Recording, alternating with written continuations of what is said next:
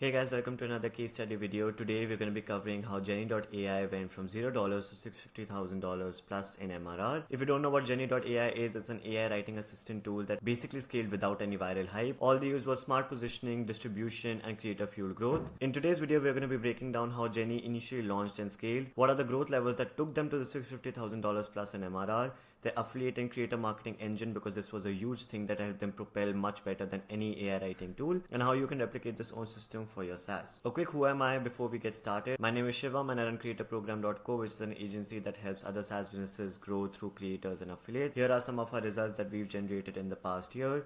There's a lot of other case studies on our website creatorprogram.co, so if you are interested in a consulting or getting this done for yourself, make sure to hit the link in the description. But a quick TLDR before we actually get into what Jenni.ai marketing playbook actually looks like. You can see the landing page says meet your intelligent research assistant. It was founded by David Park. Product that initially launched was just Jenni.ai, which was used by students, marketers and researchers.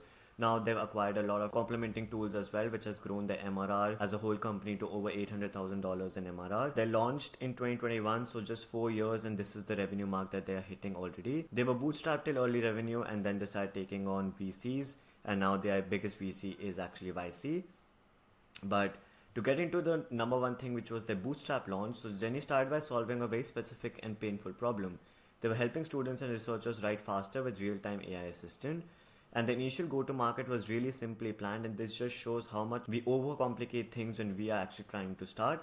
All they did was direct outreach to university students. They used actually Facebook groups, joined college Facebook groups, and David Park himself started to reach out to people in universities to get them to try out the tool. They also did a lot of organic Reddit and Twitter posts with build in public and showcasing what they were actually building. They also had a really huge student ambassador community, which actually helped propel their growth into other colleges and knowing other students and telling them what they were using and what they were not using. And they had a strong focus on UI, UX, and they tried to make it as close to Google Docs style because that is what students were used to. So it was not a big learning curve, and it was not something that was complicated for a student to get to use. Just by doing this, they reached their first $5,000 to $10,000 in MRR through word of mouth before even starting any real marketing. This just shows you the importance of this, and now today's time they just hit 4 million users. You can see they have a big churn rate as well because schools etc. shut down in the summer, so they do have a very big churn rate, which we'll be talking about later in the video as well. But let's just go directly into their marketing playbook and what actually made them different and how they actually launched their own marketing playbook and what you can do too to do this. So number one thing that they focused on was to build a share-worthy product. They had in-app sharing, citation tool and templates that made it sticky and made people actually use the tool again and again and again because they became so used to these features. They had a built-in feedback loop as well that helped them iterate faster with users, and they bought in features that the students actually wanted to use. They had a really big creator-led growth because they started partnering up with YouTubers, TikTok creators and SEO bloggers in the AI and education space. And they launched one of the most powerful affiliate program, which was 30% recurring commissions. And they were open to all types of creators, educators and bloggers. They created an affiliate dashboard with onboarding materials and made sure that they had a high conversion value so that creators actually wanted to work with them and get a lot of passive income and showcase the product because it worked really well. All the students wanted it and they wanted to know how to actually use it. We'll be getting into the in-depth of this as well later in the video. And they started off with minimal ads, but they had a very high ROI. So they didn't choose to go heavy on ads. They focused on retargeting and brand search, and they let the organic and affiliate growth do most of the MRR lift, because if you see, a lot of people were coming to the website, so they just seasoned the pixel and they used retargeting ads to get those versus actually launching cold ads where they would have had to pay a lot of money to the exact same thing. So you can see this was their June 2025 revenue where Jenni made over $530,000 in MRR. This was lower because they had a huge amount of churn due to summer break. They also have 3 other acquisitions that are making over $100,000 now for them, but they're confident they'll hit $1 million plus in September because that's the main reason of school opening and what they do. So what exactly led to this type of growth in such a short amount of time? The number one thing that we talked about was they had smart positioning and easy sales. Jenni didn't try to be another AI writer. They focused very specifically on academia, students and long form writing. A niche ChatGPT doesn't serve really well. And when they launched in 2021, ChatGPT was really new, so a lot of ChatGPT wrappers were coming out, and this was just one of those ways to actually position yourself in the market as solving a particular problem.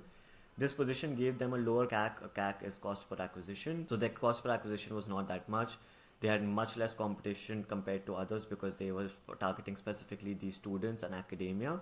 and there are higher retention because among non-native English writers, etc., as well as students who are doing a course degree for 3 or 4 years, they were having a very higher retention of these people because everybody wanted to use AI. It was just after COVID, everybody was getting used to the new world, and that is what Jenni took advantage of. So you can see over here, it was so viral for them to go with viral on short form platforms as well. And you can see the engagement and the views that they were getting were over 84 million with 6 million plus in likes, which is absolutely crazy if you think about it. And that is where the viral short form play actually comes into play. So Jenni, like I talked about before, leaned into TikTok Reels and YouTube Shorts, posting once daily to find viral patterns. They then hired micro influencers to reproduce the content, and one TikTok got 1.8 million views and 380,000 likes, which you can imagine what it does for a tool like this if it hits the right audience. So this basically propelled them and helped them snowball their user base and awareness. And after that, they targeted the 100 influencer strategy, which was basically they, instead of chasing to top macro names where they had to pour a lot of money, Jenni executed a target 100 micro influencer strategy where they started to DM these people about authentic, personalized and performance-based relationships. And it was not about building ads, but it was more about building relationships and offering them creator motivation in affiliation. So they offered these creators affiliate referrals of $15 per sign up and $5 recurring. So if I signed you up to Jenni, I would get $15 and then $5 every month that they stayed on with. And just with this strategy, one YouTube video alone generated them 185 signups, which made the user get $14,800 in revenue, which is a crazy amount of ROI for Jenni as well as for the creator. So it started creating that snowball effect that everybody started talking about Jenni, and this basically helped them incentivize and momentarize their users and compound their growth with them. So you can see over here, he is talking about how influencer marketing is mainly just sourcing the right influencer. You can suck at everything else, but if you find the right influencer, it will have a decent ROI. And you can see so many people start covering Jenni. You can see 26k views, 8.6k views, 103,000 views. So all of these videos started doing really well for Jenni, and it just became a no-brainer for them to be executing this on a massive scale. And the smart positioning and the viral short form play made them so easy to grow. But now what they're facing is their main growth killer, like we talked about, is the higher churn rate. Because free trial users were not converting, ChatGPT's dominance is now there, and now ChatGPT knows exactly is doing much better than it did in 2021. And the SEO affiliate space is getting saturated for a market like theirs. You can see that churn revenue is over $2.6 million, which is absolutely crazy, because you can see that it's crazy to deal with this churn because of the seasonality of this tool, like we talked about, that students are active in a particular amount of year and then they cancel the subscription. So the yearly subscription is not that popular, and if you have a monthly recurring revenue, there's a higher chance to have churn. So if you can sell somebody on an annual plan, the churn rate will highly drop. But losing 2.6 million in churn revenue was absolutely something that Jenni wasn't anticipating.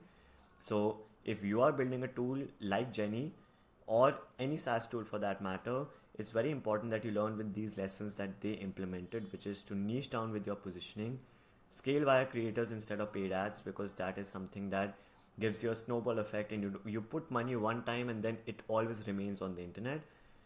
Make sure you build in feedback and shareability inside your app to make sure that people are absolutely happy with what they're doing with you.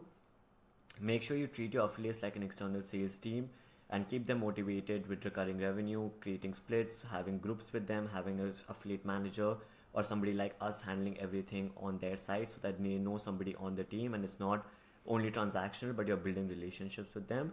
And you're creating a content flywheel, SEO, YouTube, Twitter, Instagram, etc. And this will help you much better propel into what you're doing. So that's it for the Jenni breakdown. If you learned something, let me know down below. I'll be answering every comment. If you'd like to implement any of this, or if you'd like to have a consultation with me, you can click the link in the description. You can see my website here is creatorprogram.co, or you can connect with me on LinkedIn and I'll be happy to help you. We do both done for you and consulting. So if this is something you're looking for, let me know. And let me know what you learned from Jenni.ai, and I'll catch you guys in the next one. Bye.